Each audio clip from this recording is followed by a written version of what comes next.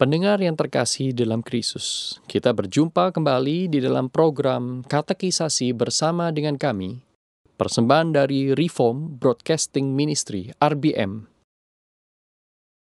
dari STTRI, Sekolah Tinggi Teologi Reform Injili Indonesia, sebuah sekolah tinggi teologi yang mempersiapkan hamba-hamba Tuhan untuk melayani generasi-generasi mendatang.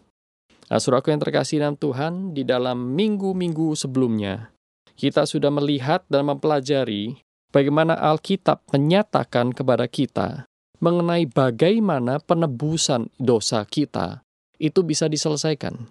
Dan kita sampai kepada kriteria-kriteria penebus yang sanggup memenuhi standar keadilan Allah dan juga sanggup mempunyai kekuasaan di dalam dirinya untuk menebus dosa manusia. Maka kita melihat bahwa satu kesimpulan yang besar dalam Alkitab, yaitu bahwa siapakah pengantara itu? Dia tidak lain adalah Allah yang sejati dan juga manusia yang sejati dan benar. Dan inilah yang merupakan pertanyaan dari Katekismus Heidelberg nomor 18. Di sana ditanyakan, lalu siapakah pengantara itu? Siapakah yang merupakan Allah yang sejati dan pada saat yang sama adalah manusia yang sejati? Maka jawaban dari firman Tuhan, sebagaimana diformulasikan di dalam katekismus itu adalah, Dia adalah Tuhan kita, Yesus Kristus, yang telah dikaruniakan oleh Allah kepada kita untuk menjadi hikmat, kebenaran, pengudusan, dan penebusan yang sempurna bagi kita. Saudaraku, kita sudah melihat bahwa untuk menebus dosa manusia, dosa itu bersifat kekal, maka manusia tidak bisa menebusnya sendiri karena manusia tidak bersifat kekal dan manusia sangat terbatas, dan yang paling penting adalah manusia itu sendiri sudah jatuh dalam dosa dan tercemar. Sehingga tidak ada seorang pun yang benar, tidak ada seorang pun mencari Allah, tidak seorang pun suci yang hidup di dunia ini. Nah, tetapi pada saat yang sama, kita juga melihat bahwa standar kebenaran Allah, standar keadilan Allah tidak bisa dikompromikan. Dan Allah bukanlah Allah yang mengkompromikan kebenarannya. Allah juga bukan Allah yang mengkompromikan keadilannya. Itulah sebabnya standar keadilan itu tetap. Jikalau manusia berdosa terhadap kekekalan, maka dosanya bersifat kekal. Maka penebusan itu juga haruslah sesuatu yang bersifat kekal. Nah, saudaraku, lalu siapakah pengantara atau penebus ini? Yang adalah Allah yang sejati dan manusia yang sejati dan benar. Ada dua kemungkinan, yaitu manusia yang menjadi Allah atau Allah yang menjadi manusia. Tetapi Alkitab menceritakan kepada kita satu prinsip yang besar, yaitu bahwa ciptaan itu tidak mungkin membebaskan dirinya dari keterbatasan. Karena dia adalah ciptaan. Ketika dia mengubah dirinya menjadi tidak terbatas, dia bukan lagi ciptaan. Dan hal itu tidaklah mungkin. Karena dari yang terbatas, lahirlah yang terbatas. Nah, saudaraku, sehingga alternatif pertama mengenai penebusan, itu bukanlah sebuah alternatif yang bisa diambil. Bukanlah sebuah alternatif yang bisa dipilih. Karena memang tidak pernah ada. Manusia yang terbatas akan selalu terbatas. Sekalipun manusia itu dia lebih sempurna dari orang yang lain. Dari manusia yang lain. Dari kakaknya, dari saudaranya, dari orang-orang sebangsanya, atau bahkan dia adalah orang yang paling saleh di dunia. Saudaraku, dia tetaplah manusia. Apa yang lahir dari manusia adalah manusia. Dan apa yang lahir dari yang terbatas adalah yang terbatas. Dan apa yang lahir dari keberdosaan adalah berdosa.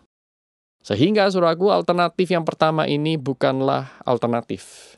Maka jalan satu-satunya adalah alternatif yang kedua, yaitu Allah menjadi manusia. Memang hal ini adalah hal yang tidak mudah untuk dipahami. Tetapi mari kita perhatikan, saudaraku. Yang tidak terbatas bisa membatasi dirinya di dalam hal-hal tertentu, dalam aspek-aspek tertentu. Tetapi yang tidak terbatas tidak bisa melepaskan diri dari keterbatasannya. Nah, inilah yang terjadi di dalam penebusan yang dipercaya oleh umat Kristiani sedunia.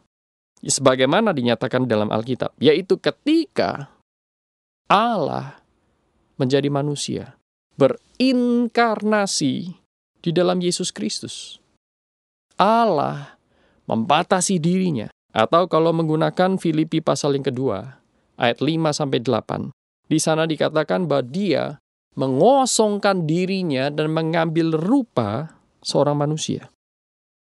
Marilah kita melihat beberapa bagian Alkitab yang memberi kesaksian eksplisit tentang hal ini, saudaraku. Misalnya dalam 1 Yohanes pasal 5 ayat yang ke-20. Di sana dikatakan demikian, akan tetapi kita tahu bahwa Anak Allah telah datang dan telah mengaruniakan pengertian kepada kita, supaya kita mengenal yang benar. Dan kita ada di dalam yang benar, di dalam Anaknya Yesus Kristus. Dia adalah Allah yang benar dan hidup yang kekal. Nah, saudaraku, di sini dikatakan bahwa Yesus adalah anak Allah. Anak Allah yang menjadi manusia, yang di dalamnya, kalau kita percaya kepadanya, kita akan hidup di dalam Yesus Kristus.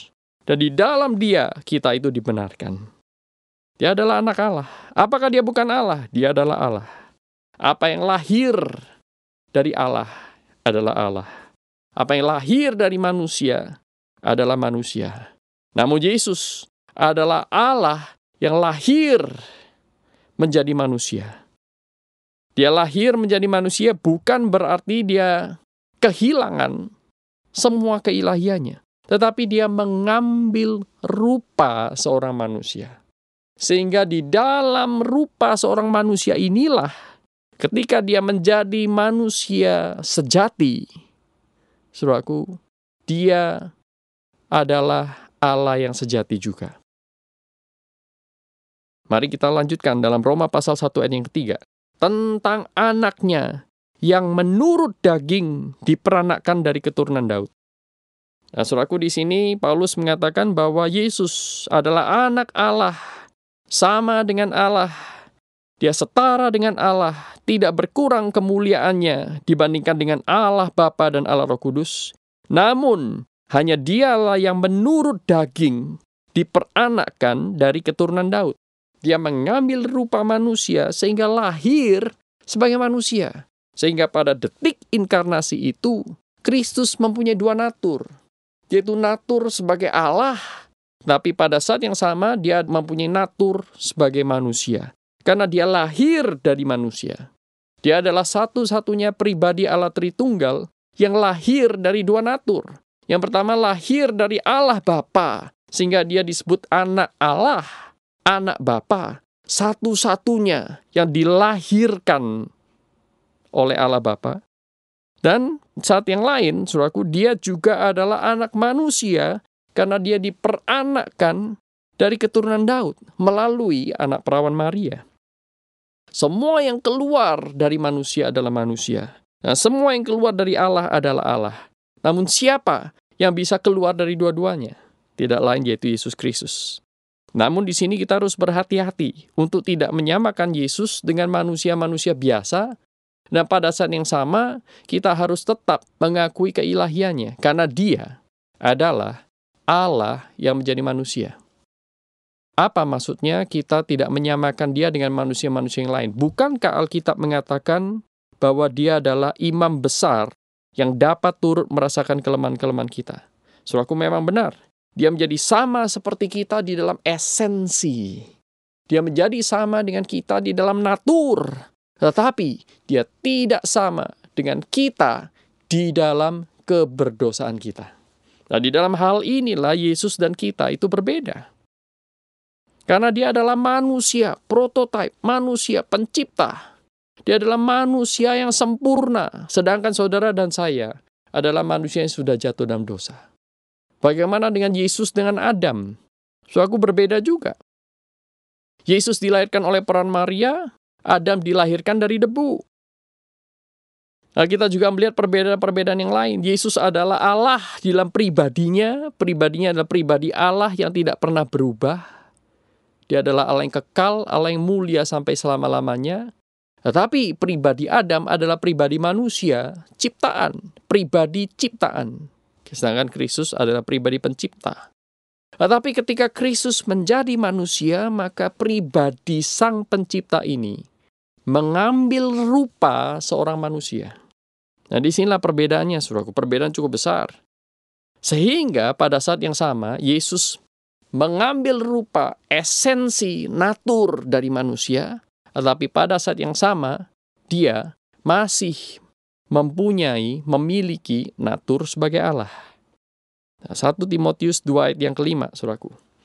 Di sana mengatakan bahwa karena Allah itu Esa, dan Esa pula dia, Kristus, yang menjadi pengantara antara Allah dan manusia, yaitu manusia Kristus Yesus. Luar biasa, di sini menggunakan dua istilah yang terlihat paradoks, namun digunakan pada saat yang sama. Yaitu ketika Yesus disebut sebagai manusia Kristus Yesus.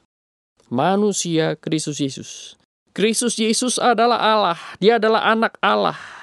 Dia menyebut dirinya anak Allah.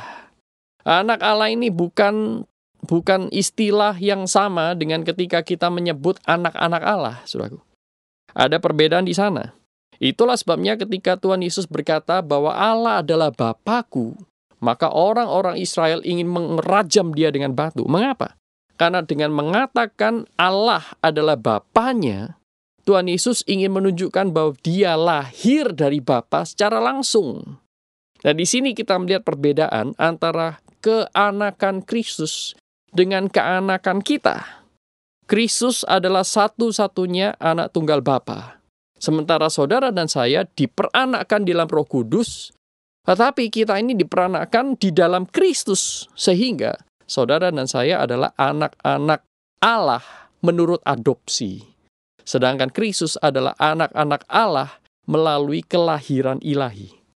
Nah, saudaraku, ini adalah hal yang luar biasa. Manusia Kristus Yesus. Nah, siapakah yang seperti dia? Tidak ada. Hanya ada satu. Itulah sebabnya 1 Timotius mengatakan, karena Allah itu Esa, dan Esa pula dia yang menjadi pengantara antara Allah dan manusia. Karena Allah itu satu, maka hanya ada satu jalan untuk mendapatkan penebusan. Tidak lain yaitu melalui Kristus. Satu-satunya pengantara antara Allah dan manusia. Nah, 1 Korintus 1 ayat 30 juga menarik, saudaraku.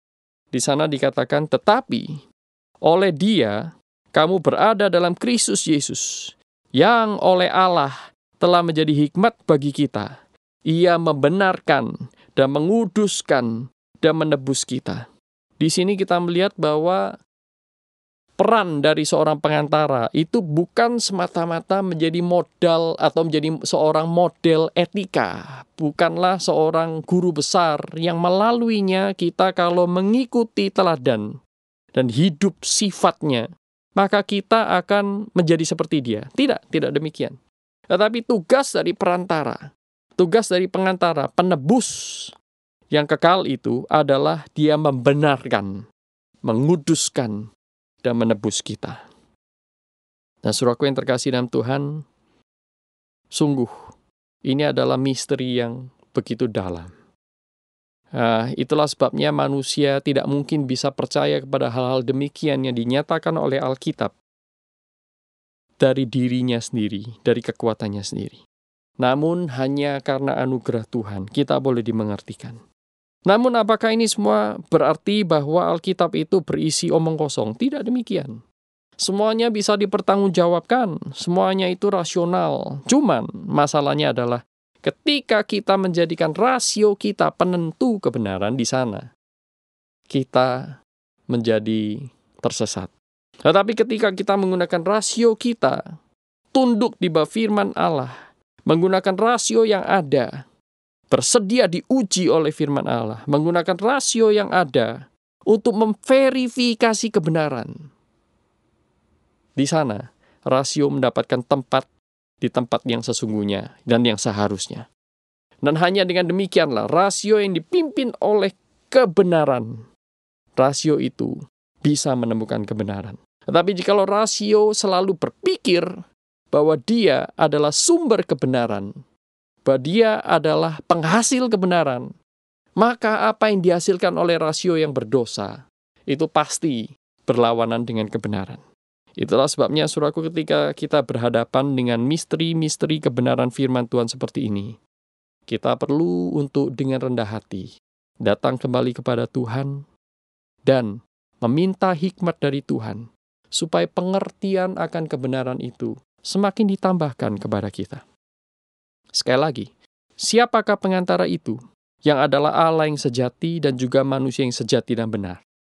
Tidak lain yaitu, bagi orang yang percaya, dia adalah Tuhan kita Yesus Kristus, yang telah dikaruniakan oleh Allah kepada kita untuk menjadi hikmat, menuntun kita dalam seluruh kebenaran, dan dalam hidup yang semakin hari semakin dikuduskan, serta menebus kita secara sempurna, yaitu Kristus sendiri. Kiranya Tuhan memberkati kita semua. Sampai jumpa dalam kesempatan yang mendatang.